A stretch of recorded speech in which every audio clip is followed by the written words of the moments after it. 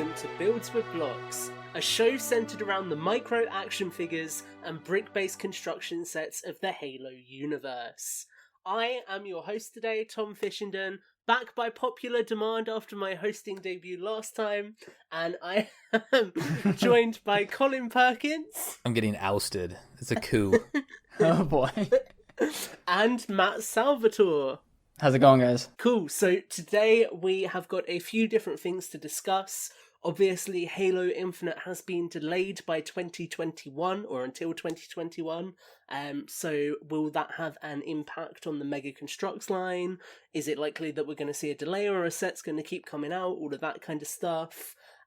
We have got our hands on some more Halo Infinite sets, and even I, in the UK, have managed to get some at last, which is very exciting. We are going to give our impressions on the new Blind Bag series as well, and just do our general kind of blocky stuff that we usually do. So, before we get into the main topic of the show today, let's chat about what we've been up to on the block front. So, Colin, what have you been building?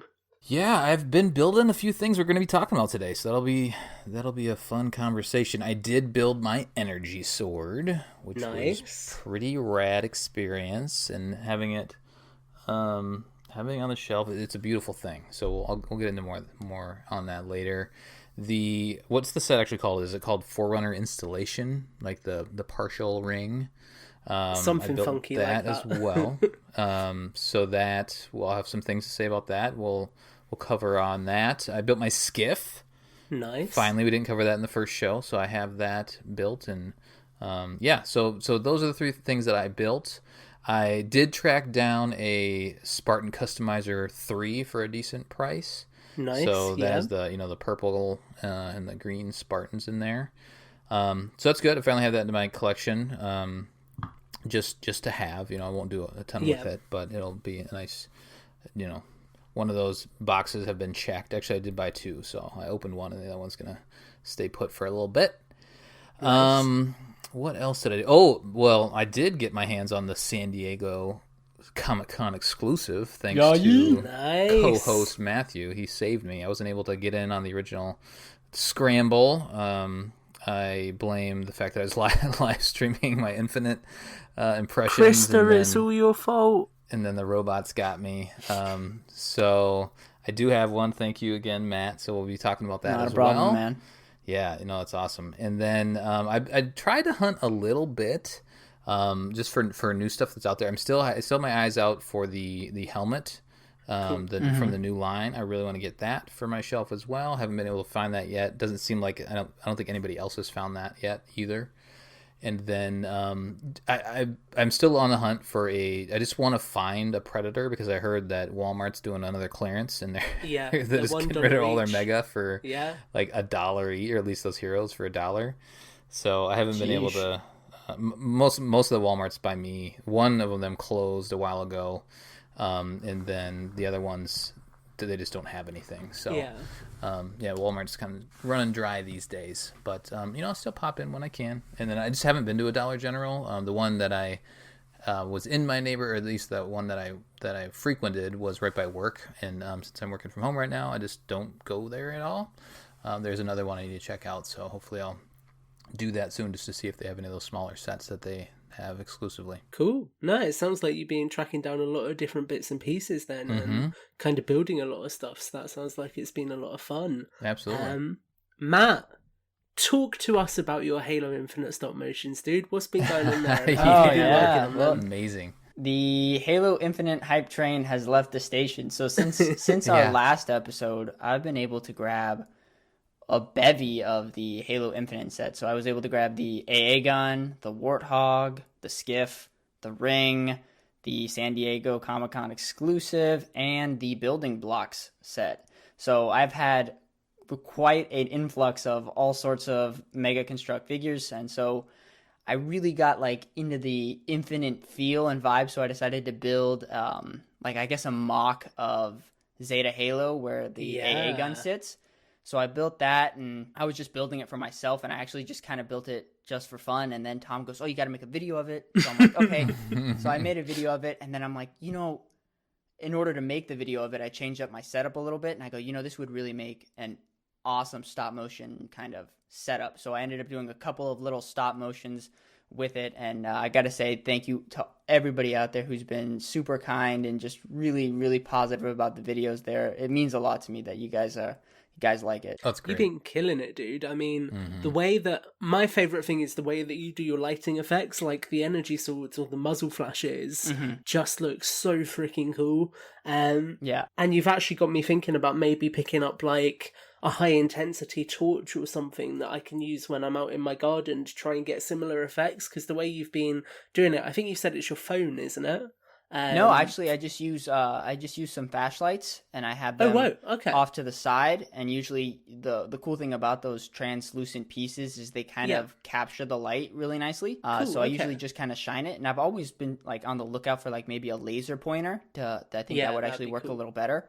But that's what I usually do. So like the energy sword is basically I'm just holding a light off to the side, shining it through. It's a light that allows you to higher or lower the intensity of it, so you can so it doesn't like blow it out. But no, definitely I love doing the lighting effects on that. I have to say probably my favorite thing to do now is the grapple shot. I was down on the grapple shot in our last episode. I'm like, it doesn't make sense, and then I like put it into the stop motion atmosphere, and I'm like, it saves me so much time. I don't have to make someone walk over here. I'm just like grapple shot, boom, and then I'm done.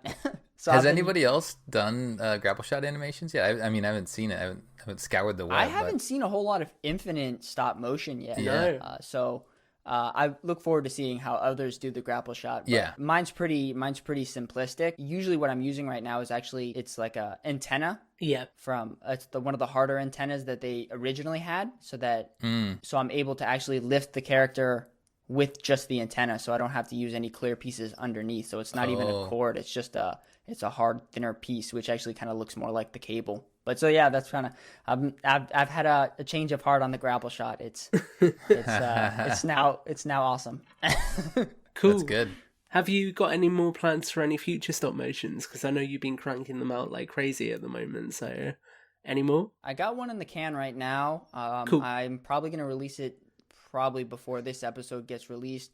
I'll probably do a bunch more. I feel like just kind of with this mock, it's kind of like my Halo Infinite. I got like a 10-year plan with this mock. I don't see it. Most of the time when I do a stop motion, what takes me so long is I build the set, and I have to make sure that the set allows for the figures to kind of work with the camera. So having this set already done and just being able to just drop in saves me a lot of time. So it's like my 10-year plan of Halo. So it probably won't be gone for a while. So you'll probably see like 80 different stop motions on this one little sloth of Halo, and you'll get sick of it. Like, get off this part of the ring already. Just man. remember though that Zeta Halo like reconfigures itself, so like lore wise you're good if you decide to make a couple changes here and there. Yeah, I wanted to do, Tom mentioned it, I wanted to add like a UNSC base. Oh dude, yes. So hopefully I'm going to use the building block set. I am so happy you just said that. Yes, the UNSC Firebase set a while ago, and I'm going to see if I can just kind of jam that into the set. Yeah, love it. That'd be so cool. Maybe like this is me just going off the rails here, but I could see it being do you remember which one was it? Oh, I don't think that this version of Firebase showed up in Squad 45 actually. I think this was the original prototype. The original prototype Firebase had like a mountain at the back of it. So if you were able to press it up against the massive mountain wall that you've got on the MOG, that would look so cool. Yep. Oh, that is a good idea. There we go. That's our show done, guys. That's what we came together for. All right, guys. I'm hopping off the pod. I'm gonna go start building. All right, have a good one. Cool. Well, I'm looking forward to seeing that when you get it done, Matt. I think it's going to be really cool. Yeah. Cool. Well, obviously, as we mentioned at the top of the show, Halo Infinite has now been delayed. Oh, you missed yourself. I'm not important. You've been Colin. doing. Oh yeah. So, for me, I was very, very excited. I had a big package of Jurassic World and Mega Construx stuff arrive from my friend in Illinois. And nice. I got in terms of broader Mega Construx stuff, I got 3 of the latest Call of Duty heroes, including General Shepard, who is the figure who I mentioned in the last episode as being the only other one with a full camouflage print on his outfit, and his is actually really, really cool. So I might try and dip it in with some Marines at some point to see what it looks like. But then beyond that, the main thing that I kind of got for the Halo front was the Recon, the Mark 7, and the gun. Oh no, I'm gonna muck it up. Oh, how do I say it? Gungnir. Gungnir. Matt, every you time. went to go the way I was going to go there, don't worry. Gungnir. Gungnir. Two of the Marine Sniper, which has really grown on me, and also the Master Chief versus Brute Warrior 2-pack. Nice. So obviously not as much as you guys have been getting, but I was able to kind of get all of that stuff, which has been cool. And since our last episode, I also got the Mongoose set because it popped back up on Amazon, so I was able to pick that up as well. And I literally just ordered a second one before the show as we were talking, and you guys encouraged me into it. Yeah, we're enablers. Yeah, so I'm excited to get that. But I've just been doing my usual thing. I've been doing a lot of toy photography. And it's been quite fun actually, because having new weapons like the Bulldog, it's been really fun thinking of ways to kind of get creative angles that show those weapons the best as well as the figures. So I would say love the Bulldog. Yeah, it's a really nice piece. I would say, broadly speaking, my photography tends to be mainly figure-centric anyway.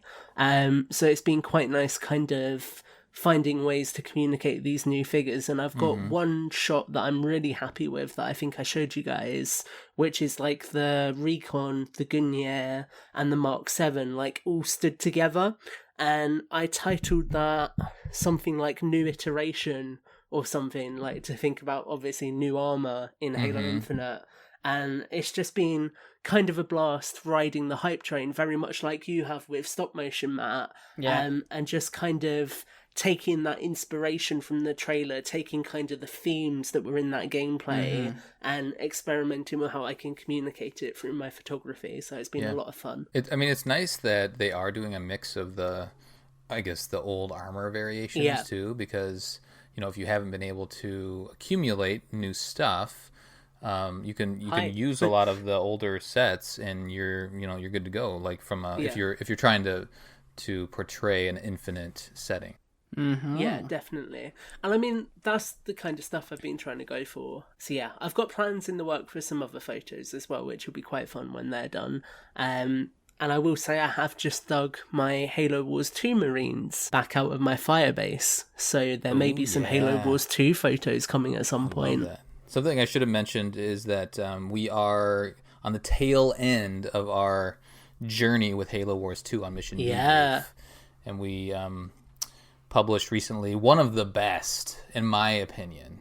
I'll just go with the best opinion. Okay. The best cutscene in all of Halo is the one from the when Isabel cuts the Enduring Conviction in half using the Sentinels. It's so good. It's like 6 minutes long. It's amazing. That fight scene, with Jerome with the brutes. Jerome, yes. Oh my god, right. That scene, there is one shot in that has inspired a few of my recent photos, as you have been able to tell.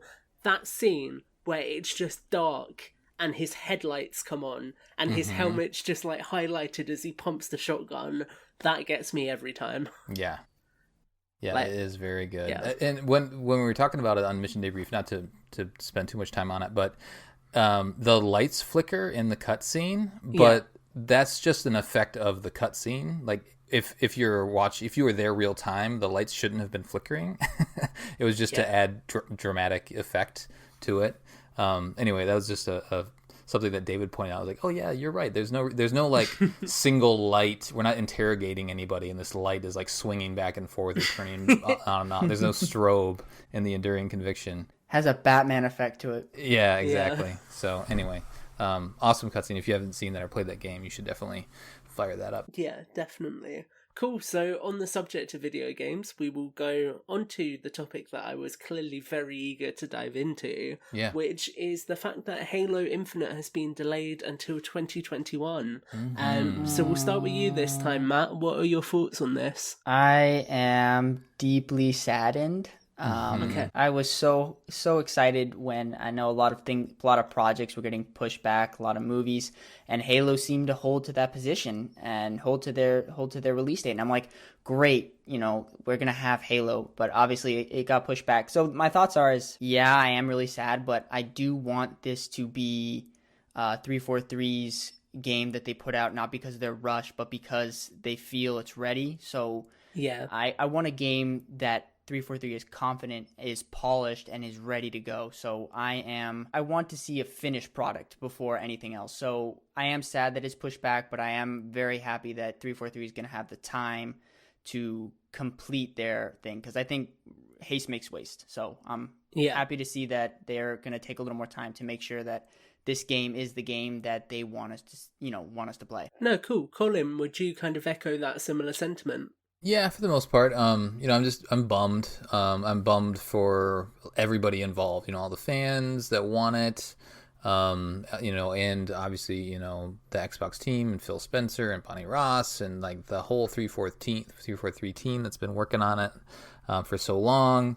Just realizing that the working remote thing is it's been too tough, I think, and maybe there's other reasons, but that's the one that they stated, and I believe that. I can't imagine it's has gone as smoothly as they would have hoped. Yeah, for and sure. maybe they realized early on it's like this is not going to work, and they were trying, and it just didn't work out. So I'm just bummed for everybody involved, and I'm one of those I guess optimists that thought this game was going to come out in 2018 because of the 3-year development cycle. So like I'm just like, I need this game. It's been pushed back, yeah.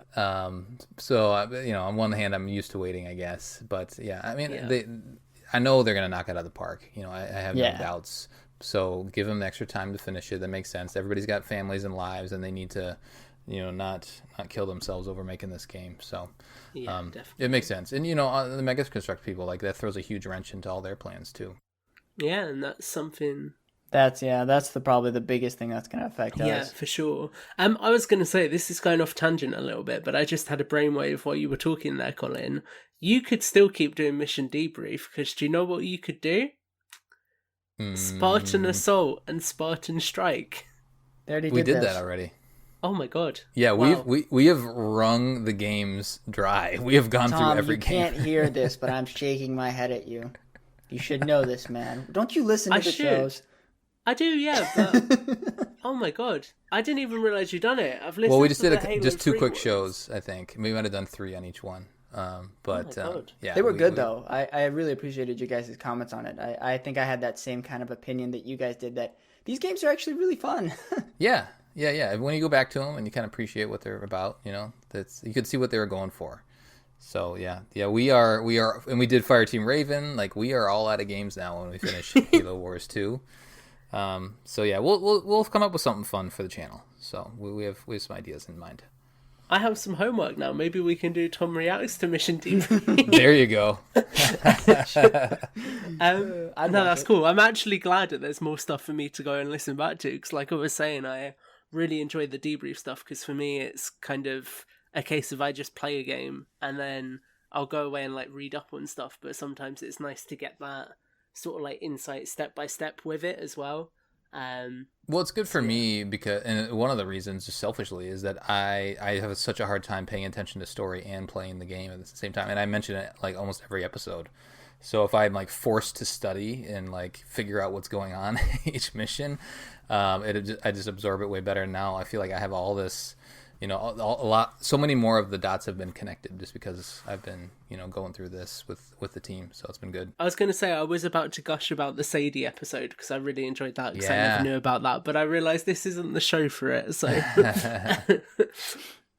Matt, go ahead. I was going to say that I'll let you guys in on a secret, but Mission Debrief is my favorite Evolve show. Well, that makes 2 of us. Yes, I'd love to hear that. Just don't tell Oren. He doesn't listen to this anyway. Is this actually why you hired us both for this show? Just to feel good about myself. Cool. Okay, so moving on. So obviously the infinite delay is going to have an impact on the Mega Construx line.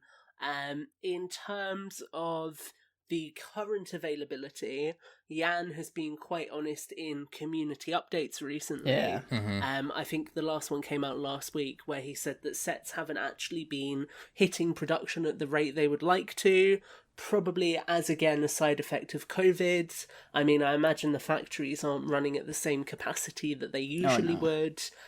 So that does mean that some products have been rolling out slightly slower. So if you haven't been seeing products, don't worry yet. They will be coming here in the UK. Smiths, Amazon UK, and a couple of other places are stocking them. Obviously, you guys, they're all over the place in America.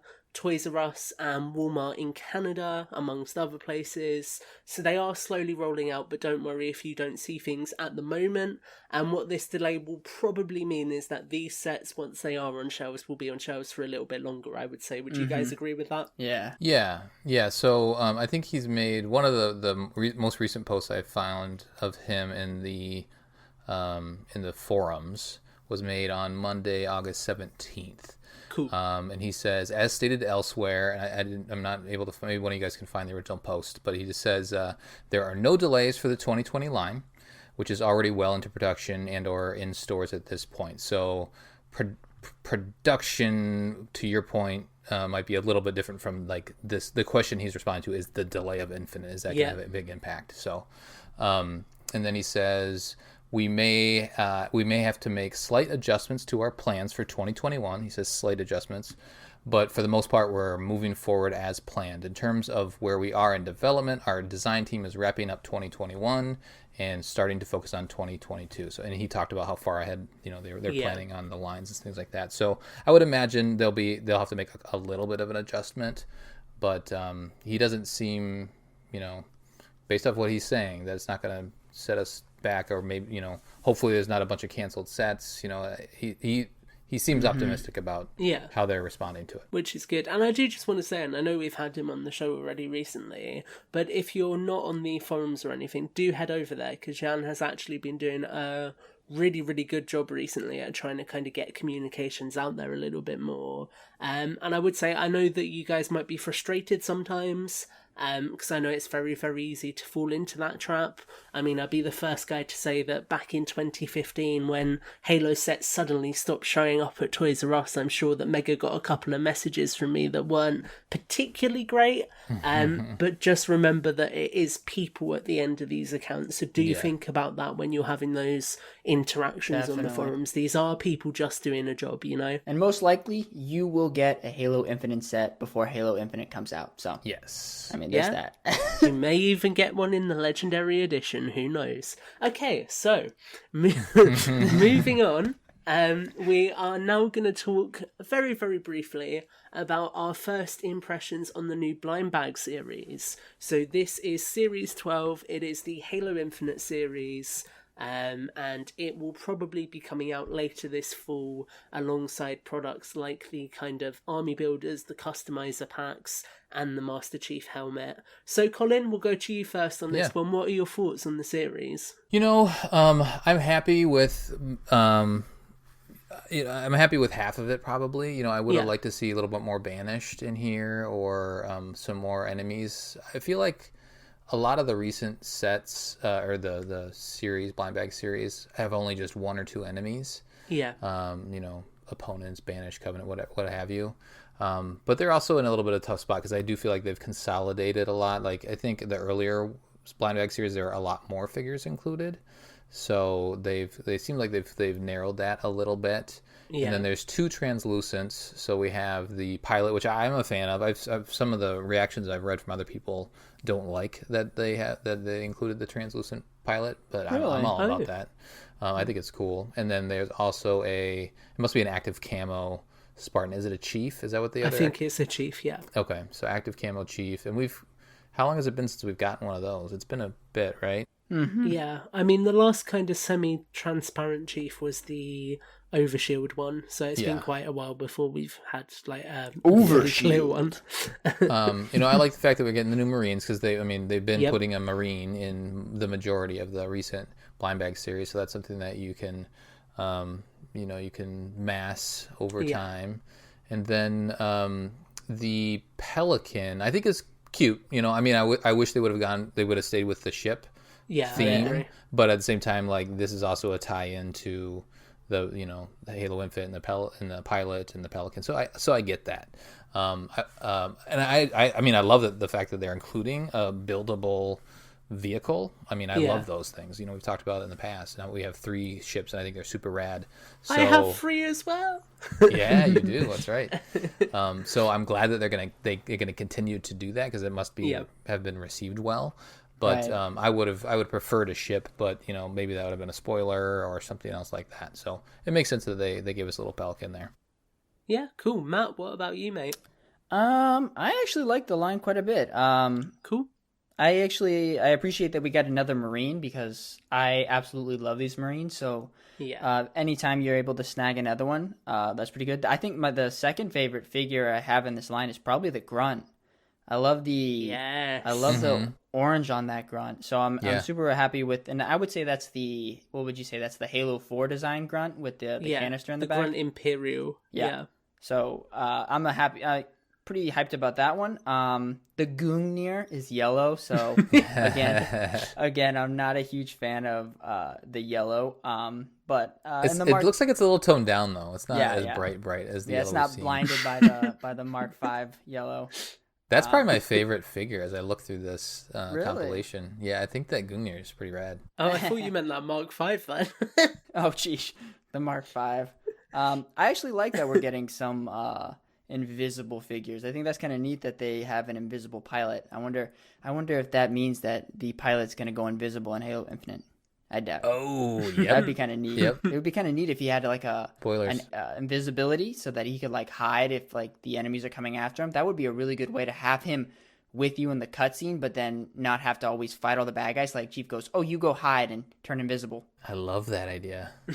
So he's always with you though. And then if you look at the energy sword for the Elite, we're going back to the newer design. If I'm not mistaken. It looks like the newer energy sword. So I kind of like that we're getting a mix of the old, a little with the new, and it kind of seems like Infinite, the Mega Construx sets are this kind of blend of past Halo design. So I'm happy about that. Cool. Yeah, and then the Pelican, I totally agree. I'd rather have had a ship, but I think the Pelican ties in a lot more with Infinite, so I think they're kind of going with that. Mm-hmm. But the ship looks good. Yeah. Yeah, I mean, I think it's well designed for a little micro ship. So I haven't acquired. Have they done a Pelican? I know they did the micro series before. I don't know if they've done a Pelican. I don't. Not that I recall. I know they've done a Warthog and like a Hornet. They may have.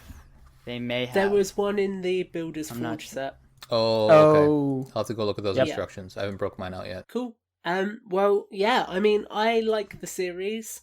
I think it's kind of clear at this point with the previous shows we've done and the kind of ideas that I always come out with for sets that I'm more of an army builder guy than anything. Mm-hmm. So obviously the Mark 7 and the Gungnir are never really going to appeal to me. But with that said, I think that they do both look really nice. I like that obviously we've got the Carbine and the Brute Shot respectively with them. I think Active Camo Chief will be useful. I agree with Matt that the Grunt Imperial is fantastic. Mm-hmm. And I love that the plasma grenades have got the same marbling effect that the shields that the Jackals in Warthog Rally have. Yep. I think that looks really nice. The Elite is actually more purple than you see here. Here it looks like the one in the Mongoose, but it is a bit different, which is cool. The Marine, again, really good to get one of them in the series. I'm happy that it comes with the MA40, purely because a lot of the Marines have kind of come with SMGs or shotguns, so it's cool to see the MA40 here. I am a little bit gutted that the knee pads aren't painted, like I said in our chat, but at the end of the day, it is a small detail. It's just a shame when you compare it to some of the other Marines that we've got, but I do appreciate that obviously this is the cheapest option and the cheapest way to get them. Talk to Gabe. I'm sure he's got a great way to paint those. I'll just use a black Sharpie, Matt. Exactly. He's probably got a more sophisticated way than a black Sharpie, but I heard Citadel paint is the way to go. That's it. Shout out to Gabe, by the way. Yeah, shout out Gabe. I'm not particularly bothered about the Pelican like you guys. I get why they've done it because it's a key part of the game, but it is what it is. But I do like the pilot hologram purely because I have this image in my head now, and I might try and make it if I get enough of them, where because this doesn't necessarily have to be the pilot, and his beard won't necessarily show up that well in transparent blue, you could do a kind of scene where Captain Lasky or somebody is just briefing a group of pilots before a mission, and they're all there in holograms because they're already in their ships. I think a scene like that would be really cool. So kind of picturing that and creating something like that with this would be really awesome. So I always like holographic figures because they just open up possibilities, and I'd really like to get Cutter at some point actually, because he's quite a cool hologram. I have a Cutter. Talk to me. Hello there.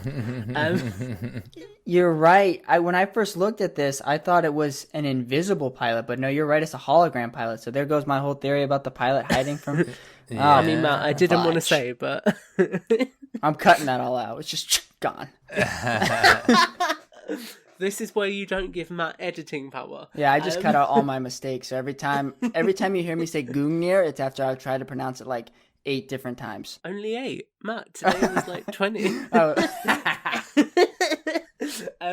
Maybe we do, though. Maybe because we're getting a hologram pilot, maybe we're going to get some scene in Infinite where Chief is talking to the pilot, similar to the way he was viewing the hologram of his there wife. We go. We'll just bring it all back around. I'm going to tell you a plan I have for a picture, and I swear to God, if anyone listening out there steals this, I will find you, I will hunt you down, and I will block you.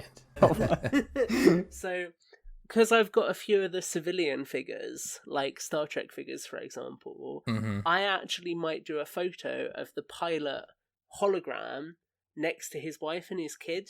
So it's like that message scene, but it's him talking back to them before it cuts off. Yeah, I like that. Oh, man. I think that would be quite emotional. So yeah, I mean, that just shows already. I mean, I've looked at this for a couple of seconds and I've got ideas. People will find a way to use this figure, and I think that's what's cool. Brilliant. So overall, I would say that this series is solid. What would you guys give it out of 10? Oh, I don't think we can rate it until we have it in our hands, to be honest. I mean, first impressions, okay. I think it looks like a solid series. Again, cool. I already gave my critiques, so yeah, I think we have to give it in our hands before we could rate it. Okay, no, that's fine. Yeah, so we are rapidly moving on here. We are 35 minutes in, and we haven't even hit the main topic yet, so... Oh, man. I think it is time that we jump in. So, new sets. This section will mainly be Colin and Matt, since obviously I haven't got too many. You have some new ones, though. Why don't you give your impressions on the stuff you have, quick?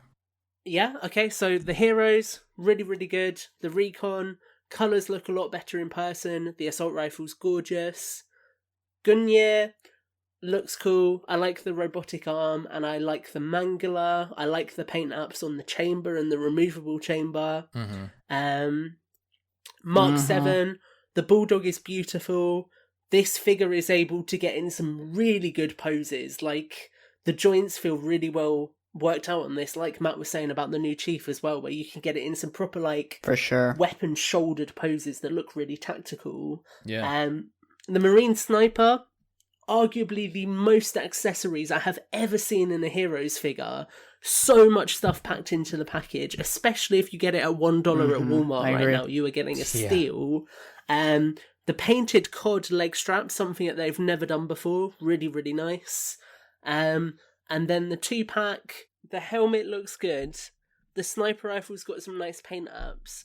And actually, although I initially thought the BDUs looked a little bit sloppy in the kind of preview pictures, when you get them in hand, they are painted incredibly well, to the point where they literally go up to the top of the thigh, so there's like no gappage or anything, and it just works really, really well. And even like the shoulder plates and the torso armor has got a lot of highlight paint on it, so it's like brown and green. It feels like a figure that's a step above what we normally get, so I'm really, really impressed with it. Nice. And then lastly, the Brute versus Chief pack. Really like this version of Chief. Didn't think I would, but actually it's a lot closer to the Warthog figure, just with kind of some weathering. The painted weapons are really, really nice for Chief. I like the new kind of like what we're assuming is a brute shotty railgun thing. Did you see that it's featured in one of the pack outs, the combat packs? with like a blue and it has flame. an electric firing feature. Yeah. No, not the imagery, like the actual accessory. No. That I comes know with it's it. like the blue painted. Yeah, it looks like a flamethrower. Fire. Yeah, the fire. A plasma flamethrower. So, It could be. It could be. Confirmed. Yes. Exclusive. Oh my god. I don't like the sidekick here. I think it's too small compared to what it looks like in game. But I feel like Mega have just made a more generic pistol here, because I know that it comes in the Predator set as well. In terms of the Brute, this is hands down the best Brute figure I have in my collection yet. This even dwarfs Tartarus. It just looks so detailed. The gravity hammer has got a lot of paint on it. The mangler it comes with is cool. And the fact that the figure has got like so much paint on its robes and also has got rivets in the shoulder armor printed is just incredible. So yeah, honestly, in terms of single figures and 2-packs this wave, they absolutely smashed it. There is so much detail and so much value for money there. Yeah, so that's me done talking, guys. You're not going to hear from me again today now. And with that said, since last episode, Matt, you have now picked up Defense Point Showdown, obviously, because it's been in your stop motions. So what do you think of that set? Ooh, I love it. I have to say, Hyperius is probably my favorite figure in this entire line. There's like a color application to his armor that I want to say it's almost like obsidian. It's such a unique color. I just love the way it looks on the figure. I love that we have Locke's helmet smashed onto the side of that shoulder pad. Sorry, Jameson. But he's an excellent figure. I'm really impressed with him. The cannon itself works great. The only thing I'll say is that when you lift it up, Colin mentioned this on our last episode, the legs go down. So I guess it's there to allow for different heights and levels on each leg where each leg is standing. But it's a little hard when you're stop motioning because there's no real way to lock the legs in. So if you look, some of the times the legs are moving. So I'm a little disappointed that it moves just a little too much for me. But other than that, I love the color. The figures are great. Chief is actually kind of interesting. He's got the little sand color Chief, so I actually kind of like that. A little bit of variations within all of our army of Chief that we're getting. But no, I love it. Good set. I'm very impressed with it. I wonder if Mongoose are going to play a huge role in Infinite just because of the expansive nature of it. If maybe you're constantly taking a Mongoose places. It'd be cool if you could customize one and maybe put like a satchel bag or something on the side of it with different attachments and that kind of stuff. I'm going to throw it really quickly back to Mission Debrief, but we just got to the part where you get a Jackrabbit in Halo Wars 2, and there's no Mongoose in that entire game. What? Nope. There's a Jackrabbit. The Jackrabbit's a nice build as well. With Douglas, for Halo Wars 2 is really, really cool. It's not accurate because it's based on the concept art, but it's pretty cool. I like it. Yeah, it's a weird little thing that I mean, it's created for Halo Wars 2, but it's also bizarre that it's absent. Mongoose are completely absent from Halo Wars 2, and I don't know why they made the decision. There's got to be some decision that was made by 343 at some point. Yeah, I wonder if they either recovered it from the Ark and it was technology it was used on the Ark because it was different terrain, or maybe the Spirit of Fire cobbled them together with bits of vehicles that they had left from the last battle. Yeah, there might be an entry actually somewhere in the that'd be cool. Phoenix logs. I should look that up. Yeah, definitely. I'd love to hear that. So we're going to continue with you, Matt, because you have bought I was going to use a bad word there. Too many sets. So you also picked up Skiff Intercept, which is one that I feel got quite a mixed reception. Like a lot of people weren't necessarily sure it was a very Halo design. So how does it feel now you've got it in hand? I actually really like it. When it first came out and I first saw it, I was gonna say probably my least favorite, but it's really grown on me. It's like I said with everything about Halo Infinite, it seems kind of like a mashup of different designs and variations within Halo. So this one kind of feels like the Ultra Prowler or something. So yeah, right. I really like it. The only thing I'll say about this set is that I'm not a huge fan of the cannon or the the cylinder that the figure sits in for the gun. It's a little tall, and it looks just like it's like a giant cylinder. So it looks like it wasn't as refined as the other parts of the build. It's a lot bigger than I thought it was going to be. When I first looked at it, I thought it was going to be extremely long and narrow, but it's actually pretty wide and beefy. Yeah. So it definitely has like that brute like feel to it. One of the really cool things that I like about it, though, is that in the front, it has pieces that overlap like metal, so it looks jagged like some teeth. So like that really screams brute. Screams brute to me. But so the figures that come with this set, which has 452 pieces, you get 2 brute warriors, a grunt, and the is it the Mark 7? Mark 7, yeah. So the Mark 7. So when I was talking about last episode about having a Mark 7 in the chief colors, this is pretty close onto it. So, I actually really like the Mark 7. And so seeing it in that green army color, really nice. So I really like this set. I probably am going to buy more just because it's a really awesome army builder. I love the brutes that come with it. Yeah. When I first... The brutes are really good. Yeah, they're they're awesome. A lot. They might be my favorite brutes. Oh, yeah. When I first opened it, I freaked out a little bit because I thought, oh my gosh, I'm missing pieces, but really just one side of the brute comes armored and the other side isn't. So I thought like there was 2 shoulder pads, but just one. It's the broader shoulder pad, and then just one thigh armor piece. So it looks, at first glance, you're like, oh no, I'm missing pieces, but it actually kind of looks kind of neat. Oh, cool. It kind of reminds me of like Greek soldiers that would just have armor on one side just because they were in like a phalanx or something like that. So I think that's kind of neat that like brutes are just gonna show you one side to the armor. And they don't really care about the side that's not going to be facing the enemy because they're not going to be retreating. I think there's something more there. I think that the Banished aren't doing as well as they were in Halo Wars 2 and they're using patchwork armor. Because obviously we'd speculated with Hyperius, but if you look at the figure in the UNSC Spartan armor pack, that's got complete armor. Same with the warrior in the Hero series. But then the one that's in the Dollar General free pack has got like a different coloured shoulder plate. So I wonder if maybe they're using like different pieces of gear and stuff and just kind of patchworking it all together. Yeah, I mean... Well, Hyperius is using Locke's helmet as a shoulder pad, so they must be really, really bad. Yeah, I think that's I've heard that theory before, and I'm into that. So I think that's a cool idea. I like it, yeah. Even Atriox had bits of UNSC armor incorporated into his, so I don't know. It might just be that they, and I've seen I think some people have done some screen grabs. There's like a brute holding a bulldog. Yeah, there is. So they're using human technology. So it might not be that they're hard up. It might just be that they like human stuff also. Yeah, that'd be cool. What did you think of the build itself, Matt, and the Skiff? I just built mine last night, so it's fresh in my mind. I liked it. I don't think I had any problems with it. I built it quite a bit ago, so yeah. I don't think I had a problem with it. It wasn't super complicated. There's a couple of parts that I felt were a little flimsy when you're putting it together, but once you snap everything in, it works pretty good. Yeah.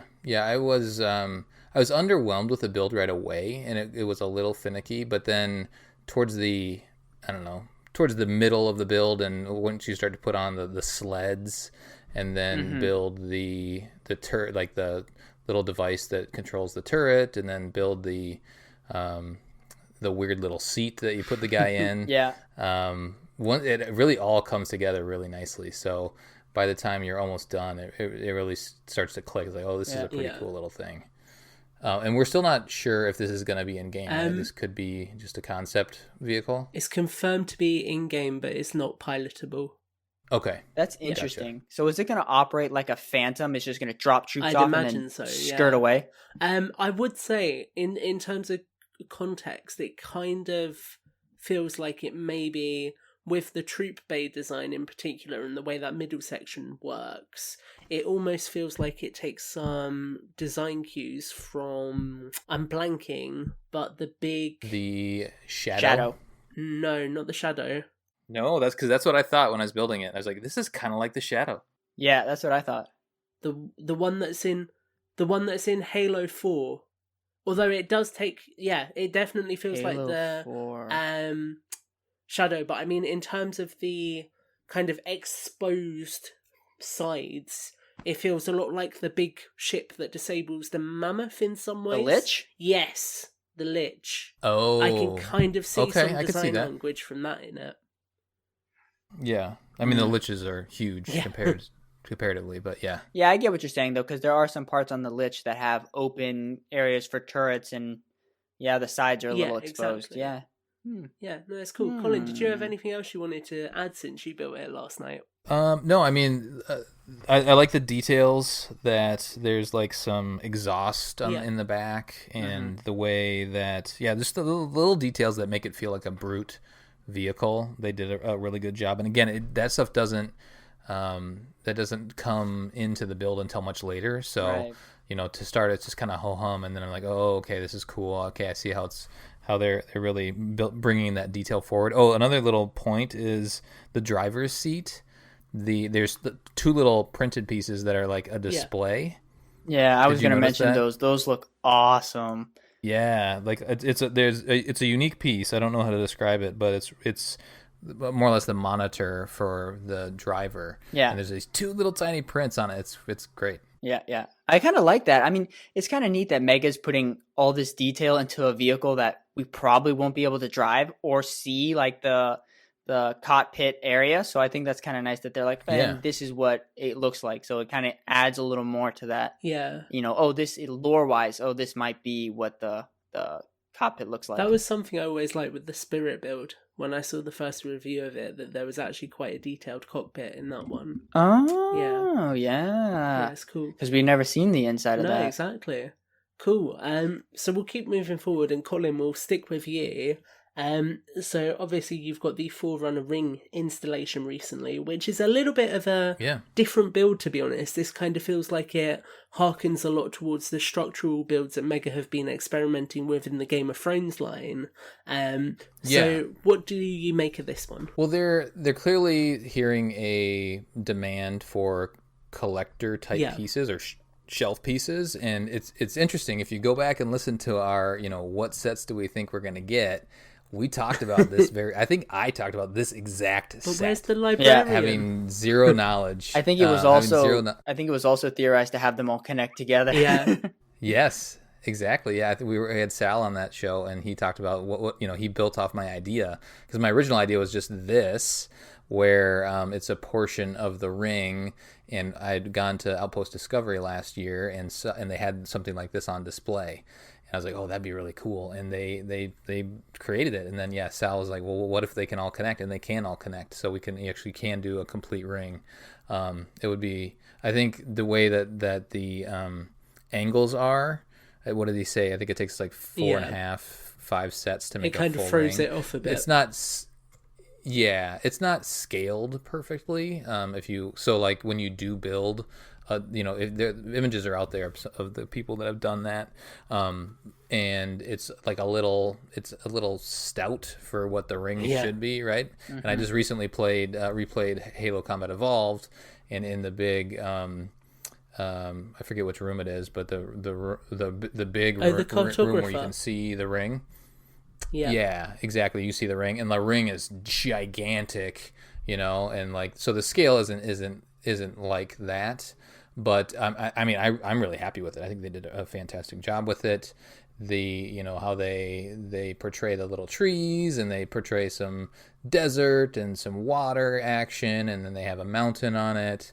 And then the other thing that I couldn't tell what it was in the imagery that I saw before I got it in my hands is there's little floating pieces around. Yeah, I was curious about that. Yeah, that's why you use the clear rods in and around. So like the very top of it, I was like, what is that? What is that thing there? Because I almost thought that was that was their original intention for connecting it to other sets. It's like that would be weird. But that's actually just a floating little chunk of the ring out there, because this ring has been ejected or destroyed as a part of the battle that took place there. So I'm really happy with it. They have the structure that's in the center. It actually is a blue rod, so it's almost cool. It makes you think that you could go up that. It's like a one of those transport beams that our alien one of those lifts use. Yeah, like a lift. Is this the structure that everyone's been theorizing might be one of the palaces of pain? Yeah, it's the same. I think that's their take on the structure that you can see in all the back of the demo and the art. It looks like key art. Yeah, so Palace of Pain is a thing that exists, and it's, people aren't sure if that's what this is or just some mysterious structure that we're gonna visit at some point. Yeah. So yeah, overall very happy. I think they did a great job. I don't think, and I didn't go back and listen to our show, but I do remember asking Sal if he thought, because it's 6 studs across, 1, 2, 3, 4, 6 studs across, and then some finishing pieces on the side of there. I don't, if they made it smaller than this, I don't think it would have been able to get the detail. And then if you made it bigger, it just would have been more expensive and hard to really turn into a ring that a lot of people would have done. So I think they did a great job. And the stand's really cool too. The stand's nice and classy. It's just kind of a black, with the flat top pieces and then a little plaque, I guess, plaque piece that you can stick on the front. Nice. I am interested. So the way that Lego do their direct consumer sets, which are basically their collector sets as well, they tend to include exclusive minifigures. So do you think that an exclusive minifigure would have added more value to this set as well, or do you think it's got enough to kind of stand on its own merits? Yeah, I think Matt and I had the same thought on it. He had just finished building his last night, and I think I'm not sure what figure I would include, but it would have been, I think it would have been a nice addition somewhere just to have a spot for a figure. Or maybe just a monitor. Yeah, a monitor would have been cool. Yeah, that would have been cool. And we haven't. You could have done Exuberant with the purple piece. Well, we haven't seen the monitor, the Zeta Halo monitor. We don't know what that is. Yeah. So that monitor's been in hiding. This one's just called Forerunner Installation, so you wouldn't necessarily have to name it Zeta. You could just say this was Alpha Halo. But I mean, they're probably trying to tie it into the for sure into the game. I mean, Halo Infinite's on the little key card thing. Yeah, in front. yeah, exactly. Yeah. So, and we have enough chiefs. Like Chief would make sense, but we have so many chiefs in this line. So it would have been nice to get a figure of some sort. Librarian, man, I'm telling you. I know. They just spoil. They put the librarian right there. That would have been neat. Complete spoiler. Yeah. Cool. Did you have anything you wanted to add on to this one, Matt? Yeah. A couple thoughts. There is one thing that I'll hearken to everything that Colin said. I really, really appreciate the level of the detail and design that they added in. There is one thing that I think just kind of makes it a little drawback for me, is that when the segments connect, and maybe it's because I built this wrong, but there's kind of a little bit of a cliffhanger on the metal, or I would say like the outer shell of the ring. So it feels like a stair step between each segment.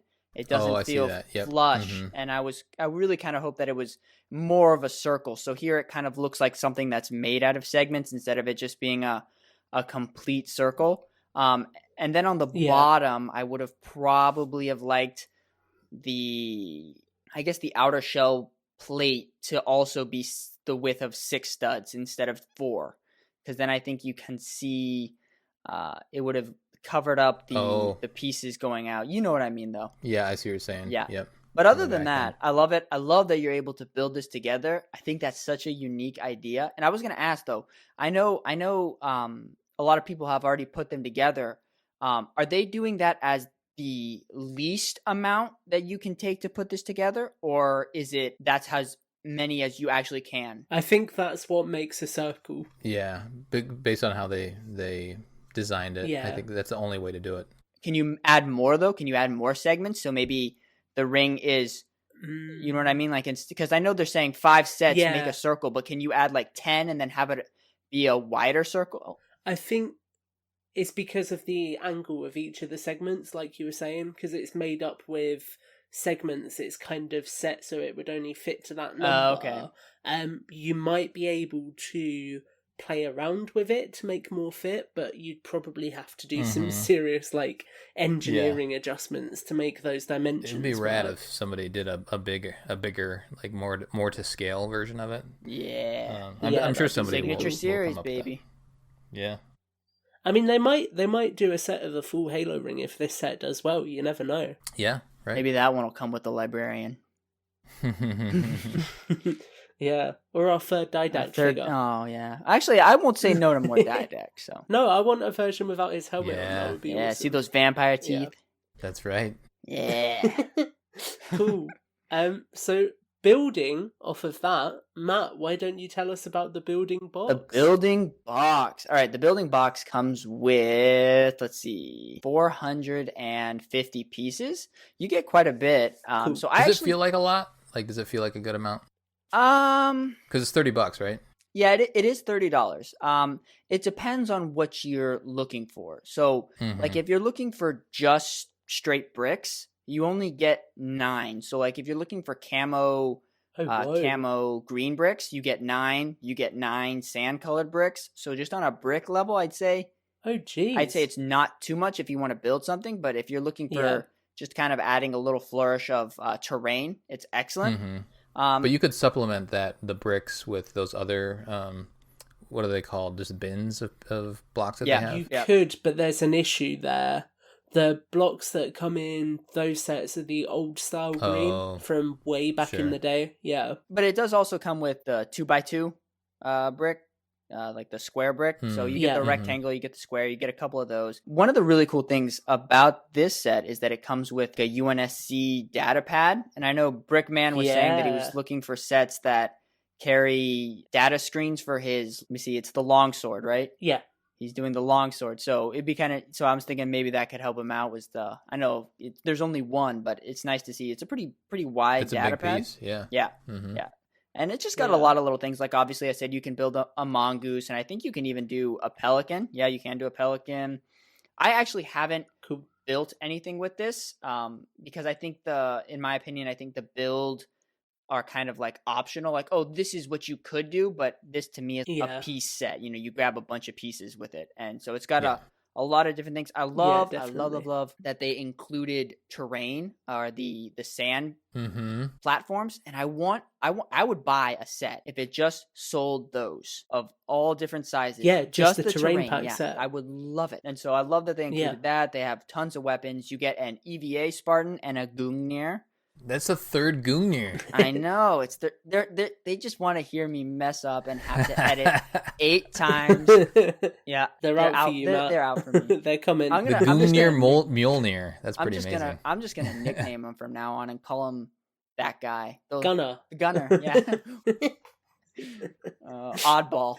But Gunnery Sergeant. So it's got a lot of nice little pieces, I think, included in this. So it's definitely a set you want to buy if you just want to maybe customize some of your other sets, or maybe you just want to have. Yeah, I could see you could buy as many as you want with this set, and it's never really a drawback to have multiple of these pieces. So I love it. I'm looking forward to building it. Like I said, I'm probably gonna incorporate these pieces into a UNSC Firebase on my mock. Wicked. Yeah, I'll look forward to seeing that. What's the weapon variety like here? Because I remember looking at the instructions and it looked like you got quite a few. Yeah, you get an SMG, Bulldog shotgun, an OG energy sword, battle rifle without the scope, a assault rifle. You get the not brute shot, tactical shotgun. Cool. And then you get a spanker, 2 grenades, and you also get the 2 muzzle fire pieces. Nice. Okay, cool. Wow. So this kind of like almost a nice little armory pack as well if you're looking for more weapons. Maybe, say, for example, if you've got a lot of the marine from the blind bags and you want to get some different weapons in there, this might be a good way to go. Yeah, definitely. Plus, I would say it's kind of a shame that they only included 1 banished weapon. Yeah. Oh, and you also get a sidekick pistol. Oh, cool. Okay. Yeah, but only 1 banished weapon, which is weird. Yeah. And of course, it's the one we don't know the name about. Well, I mean, they've kind of branded this more broadly as a building box, but I imagine we could see a banished version of it in the future with maybe a banished printed console and some pieces like that. Mega, get this man a job. Honestly, Mega, if you're listening, I will work for 3 sets. I'm happy to do that. Just hit me up, too. Yeah? Like, here's your payment for the week, Tom. 3 pelicans. Right. I'm done. I'm sold. I'm yours. I do it for 1. Matt, let's not be competing, lad, yeah? It's a package deal. If you get Tom, you have to have me work there too. Yeah. We come interconnected, and you have to hire Colin as the boss, because that's how these things work. Yeah, we'd be lost without him. Is this one that you've been able to pick up yet, Colin? Because I'm always losing track of how much you've got at this No, point. I have seen it on sale. I'm waiting a little bit. I bought quite a bit this last month, so I'm just waiting for the old credit card to flip over. Yep, and then I'll add this to my collection. But I'll probably grab a couple. Cool. Okay, sweet. Yeah. I like it. It's a good set. Yeah. Well, why don't we talk about something you do have, Colin? The energy sword, and this is one that Krista's got as well. Yeah, Krista built this live on stream, so go check that out on her Twitch channel. Yeah. Is it Conan_XD? I think so. There might be another underscore under there, but check that out. It's dangerous to give her sharp objects. This thing, I'm really happy with this. The fact that they created it is amazing. And I'm trying to think, this is probably the wrong way to start, but could they, now that I have this in my hands, I'm like, could they build like a assault rifle out of blocks? Okay, that would be cool. I don't think they would, but somebody's probably going to do that at some point. But yeah, so building this, I think it's a special build. The hilt is probably the most tedious. Yeah.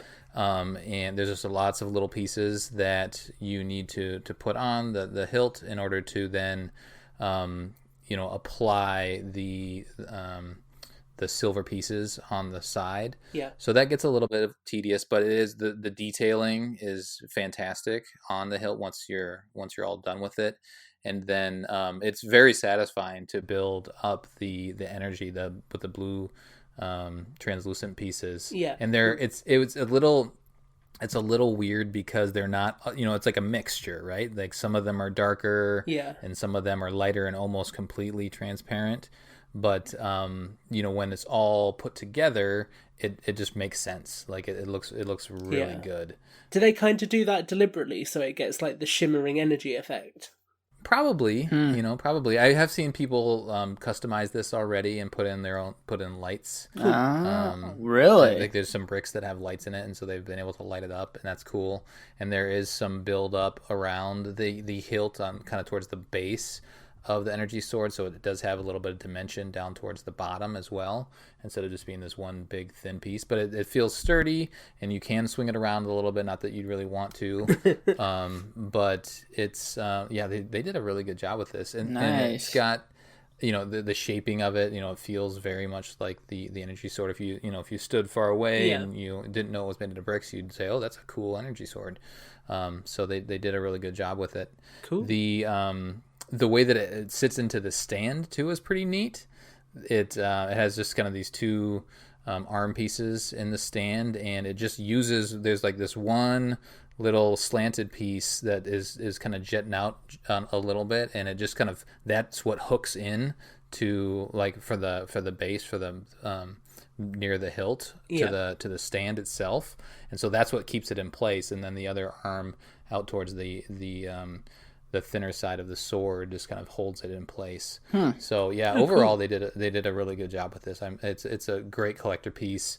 And again, so this is the second that we've talked about of the more like the shelf display pieces. And then there is also a helmet that we haven't been able to get our hands on. Right. Yeah. So they're really focusing on the collector with this wave, which I'm super happy with. And there's plenty of other vehicle and combat unit sets that they have as well. So I wanted to ask, is it easy to detach the energy portion from the hilt? Oh, Matt, you thought of the same question. Yeah, because I just wondering if you wanted to maybe, no, it's not easy. No, you have to, it's buried in there. You build the hilt right away, and then you leave part of the hilt open on one side so that you can then attach the energy portions on either side, and then you kind of build the hilt back up on top of that. And then there's some other raised pieces that you put on it to give it some stability. Yeah, so it's in there pretty well. It's not. Oh, are you thinking about like an animation somehow? Well, I was just thinking like if you just wanted to like hold the hilt, and if you just wanted to like, I don't know, maybe you were making a video of it and you just wanted to like turn it on or turn it off as like a stop motion. That'd be cool. But that would be cool. To be honest, that'd be a pain though. The first thing that I thought of when I saw the set was not the energy sword. I'm like, oh, those pieces would make an awesome energy bridge. Matt, or a river. Yeah. I mean, I think you can use this as the display piece, but then I want to grab a second one just to have all these beautiful blue pieces in it. Yeah. Just add an energy bridge to my mock. It's never going to stop growing. It's rose red. When can we come visit? Yeah. It's just going to be on display at the next Outpost Discovery. Outpost Discovery, yeah, exactly. I mean, we say that we could do Podcast Evolve Live. You never know. I was gonna ask you, Colin. Did you notice if there were many new pieces when you were building this? There are a couple on the hilt that I haven't seen before. But for the most part, it looks like everything that they used was already in their bag. So there's a couple of unique ones, and again, I don't have every set, so there may be, but kind of on the edges of the hilt, there's some rounded pieces, and then if you look at the picture, there's a little button piece. I don't know what you call those. That goes on top of the piece that I think is also unique. So those rounded pieces towards the sides there. Cool. Yeah, sweet. So with that, we will move on to arguably the biggest collector's piece of this year, at least. Which is, of course, the San Diego Comic-Con exclusive. Now, I'm going to try and not get too upset while you guys gush about this, because I did email Mattel the other day, and I think mine is about 3 weeks out, so I'm kind of like very patiently waiting for it, and very excited for when it does turn up. But Matt, why don't you take it away, because you were the first guy to get this, and I think you were pretty excited about it. I was. I mean, right off the bat, when you saw that this set was announced, I thought for sure, I'm like, they have knocked it out of the park. Of course, again, we're going with an even greater focus on Chief. So if you were upset that you got a bunch of Chiefs in the Infinite line, well, hold your beer, because this guy is going to give you a ton more Chiefs. Right. But now, I want to say that I think Colin brought up this idea of a Chief pack of all the different variations of Chief. Did I in that same show that we were talking about? I think you did. Said it is a hero series. Or that's what it was. It was. We'll still give you credit though, because you called it. Yeah. So Mega Construx was watching this, listening to this episode, and they're like, just gave us everything: the ring segment, the AA gun, everything. We need to do this more often, guys. Yeah, you guys are all welcome. But I have to say, I love this set. I actually didn't open mine. So I'm leaving the figures in there because to me, I have enough Chiefs and I like it just as a shelf piece. Yeah. But there are... I couldn't bring myself to open it yet. I know. I just got it yesterday. So I was just like, I can't do it yet. It's too beautiful. Arguably, because obviously my favorite Chief armor is Halo 4, Halo 5 design. Yeah. There is a figure, and it seems like they do a variation of the color. So you have the Halo 2 and Halo 3, and one is a green, and then one's a gray. And then with the Halo 4 and 5, you have the same green and the same gray. But it's like a gray, I would say. Maybe it's like a steel green.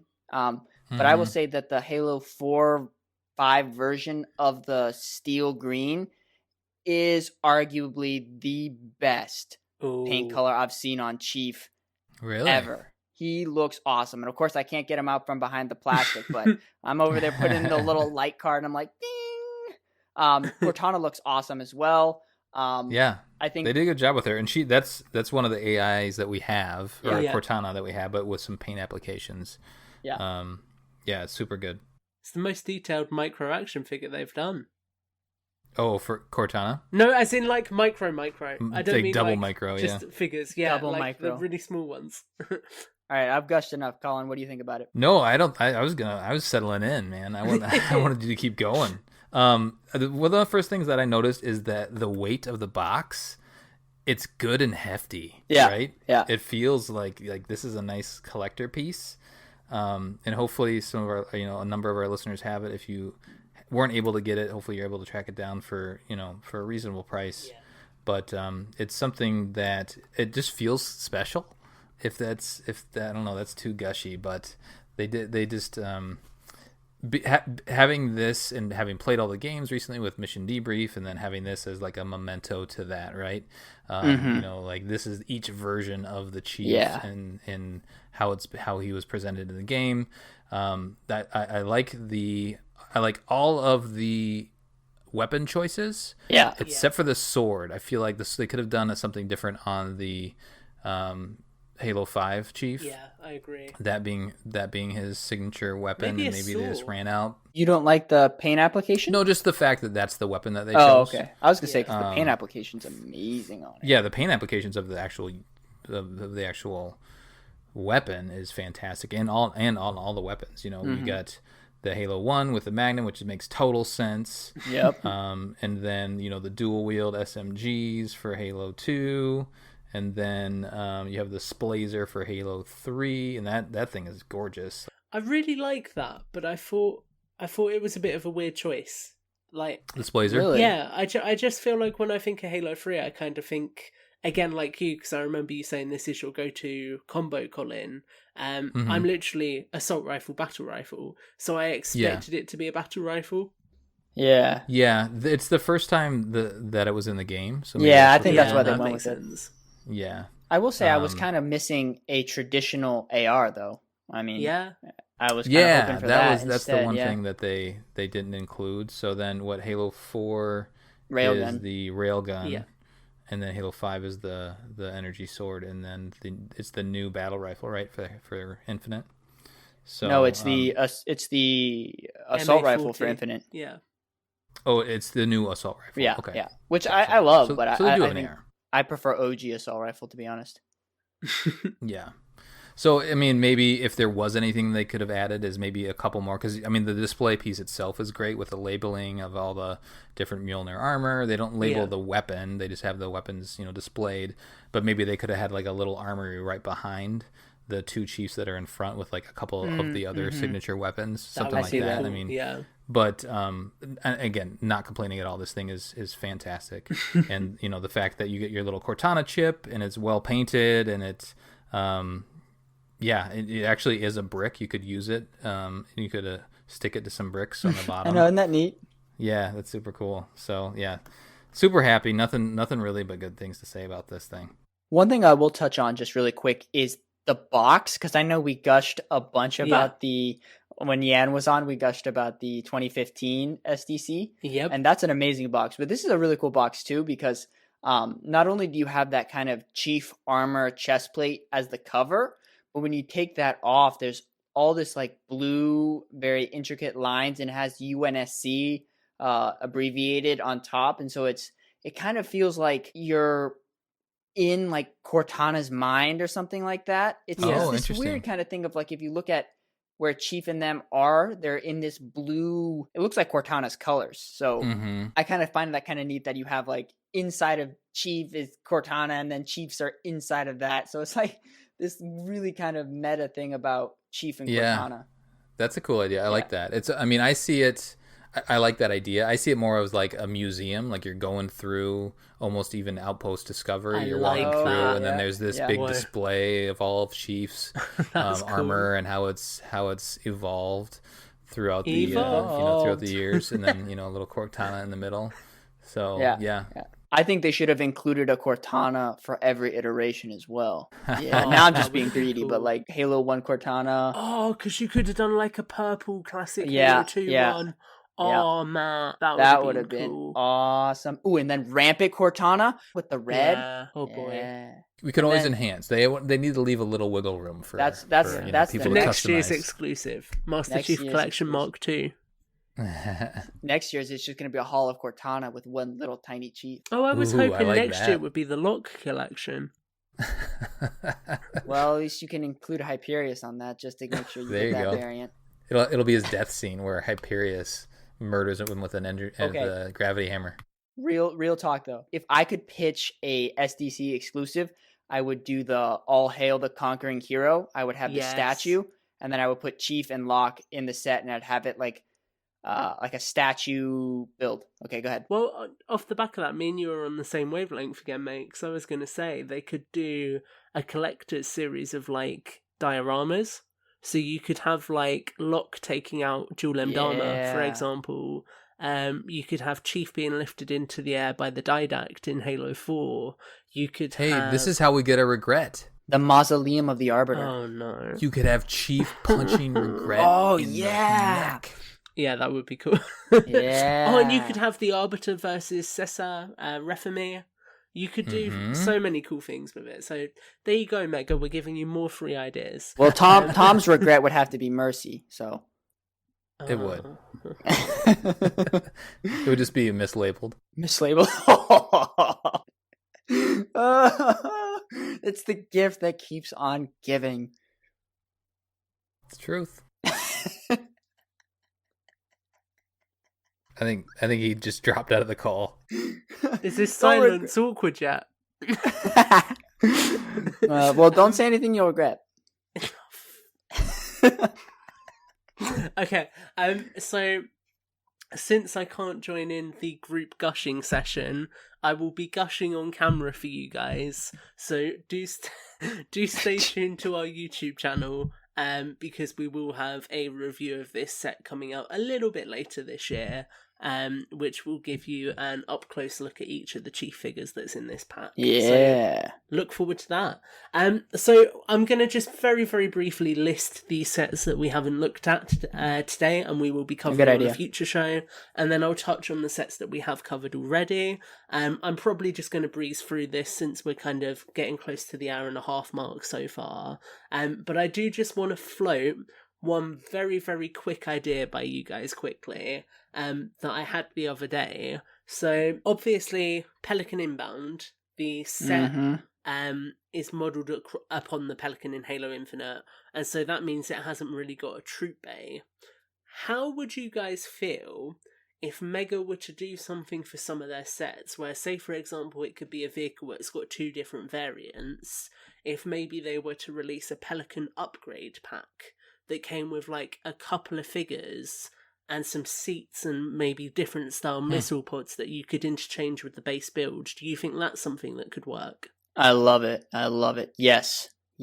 I think it's a cool idea. I think it would be hard. It would need to somehow be a standalone set too. Yeah. Well, wait. Actually, I got an idea. Go ahead. Have it as a building block set with the option of using those pieces to upgrade your Pelican. There you go. Cool. Done. Sweet. You're welcome, Mega. Nice one. Cool. Well, yeah, that's so awesome. Obviously that is one of the sets that we haven't looked at, Pelican Inbound. Our friend Brickman117 has done a fantastic, what's it called? What's the word? Speed build. What am I looking for? Speed build. That's what I'm looking for. Speed boost. He'll probably have his review out by the time though this publishes too, I'd imagine. Yeah, I'd imagine he will. So do keep an eye out for that.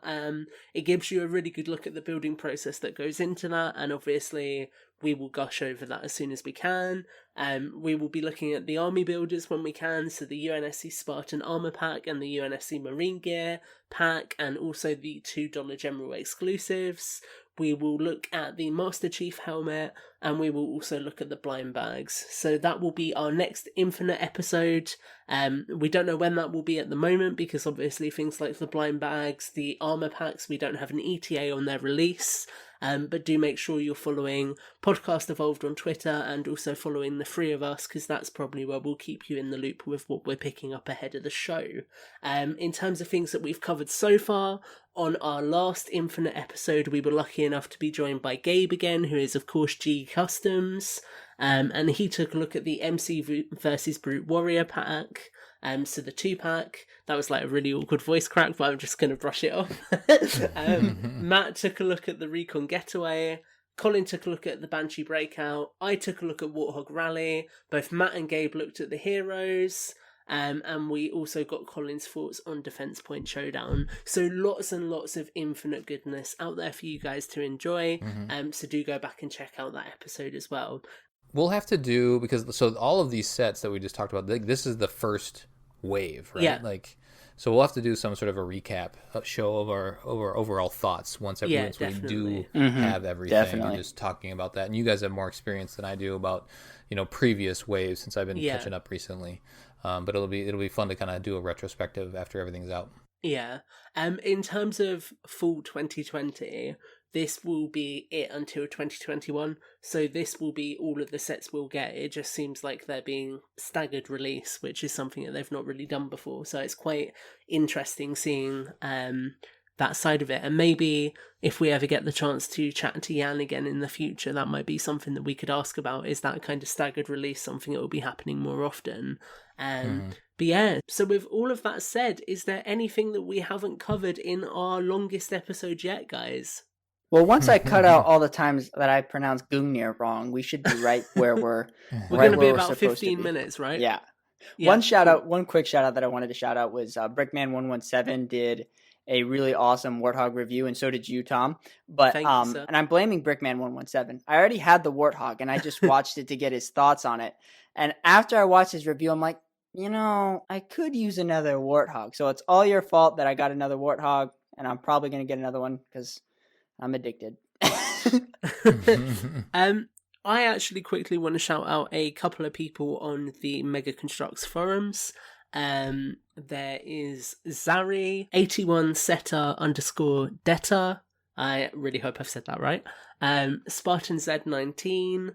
And there's a few other people. Is it Evadami? I think. Yeah, Evadami. There's a few people on there who are really cool, and they always show support for the show, but also always comment when I put toy pics up on there as well. So thank you for your support. And again, guys, if you're listening to this show and you're looking for anywhere to connect with Mega Construx fans, the forums are a really, really good place to do that over on megaconstrux.com. Obviously, there is Mega Construx Unboxed now, the app that you can download, and it's a really, really fun way of seeing what other people are getting up to. You can submit set ideas on there, you can ask Mega questions. There's loads of really, really good opportunities for interaction on there, so do check that out because I enjoy using the forums. Colin, was there anything that you wanted to add? I found a guy, it looks like it's a channel called Toa of Ultimate Doom on YouTube. Yes. And it looks like he's having some fun doing some reviews. And nice. He's got a good tone. And so, yeah, I would say just give him a look. I haven't dug in too deep, but he's been on the Halo train for a little bit. Yep. Sounds like he doesn't necessarily play the games at all, really. But he's into the figures and collecting. So that's so cool. Yeah, have a look at that channel. Again, it's Toa of Ultimate Doom, all one word. We will talk after because I know him. Oh, nice. Oh, cool. Nice. Yeah. He's a cool guy. Ooh. He's been around in the community for a fair bit as well. Cool. Okay, cool. Well, with that all said then, I think that is it for our episode. So before we go, Matt, where can people find you? All right. You guys can find me at Pure Genius Lego on the tweets. You can also find me there on YouTube. And you can watch a bunch of videos on the Podcast Evolved YouTube channel. Got a lot of stop motion up there. More to come. Again, thank you guys so much for all the very nice comments. And shout out to the Sacred Icon Halo Boys, Josh and Brian. You guys are awesome. John on the Drift, you continue to be amazing. Yeah. So thank you guys so much for all your comments and support. And Photon, you're awesome as well. Thank you guys so much. So cheers. Sweet. And Colin, last time we spoke, page 4 of Google. Have you done any searching? No, I wasn't even on page 4. Dude, I had gotten to page 4 and I still wasn't anywhere to be seen. So well, have you done any search engine optimization since we last spoke? I haven't optimized. No, so I'm further down somewhere. Okay. Someday I'll find myself. In this day and age, that's a good place to be. Yeah, that's true.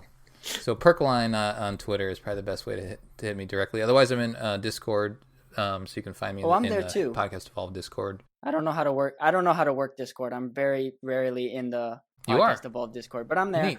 Neat. Just pop in every once in a while. They're constantly having conversations, so just pop in, say hello. I love it. Then I do actually. I want to say sorry to Desudo. Did I say that right? Colin. Desudo. Yes, there we go. Desudo. There we go. I'm sorry for mucking up your name, firstly, but I am really sorry that I didn't pick up your message on Discord until the other day, because he had messaged me about where to buy mega sets, and obviously, as everyone knows, I barely check Discord, so I logged in and was like, crap, I should have replied to that a few days ago. So if you haven't seen it, I have sent you a reply. I think I put a link into some of the Amazon listings maybe. But if not, you're always welcome to hit me up on Twitter, or you can ask for my email address and shoot me an email now and then if you ever have any questions. I'm cool with that because you're a cool guy, so just let me know. And with all that said, you guys know where to find me, Tom_Jurassic on Instagram and Twitter. And also check the Podcast Evolved Facebook group, because I do post some of my toy photography in there as well. So with all that said, I think that will do it for the show. Thanks for joining Builds with Blocks. If you like the show, do feel free to support Podcast Evolved on Patreon. And until the next time, evolved. Evolved. Evolved.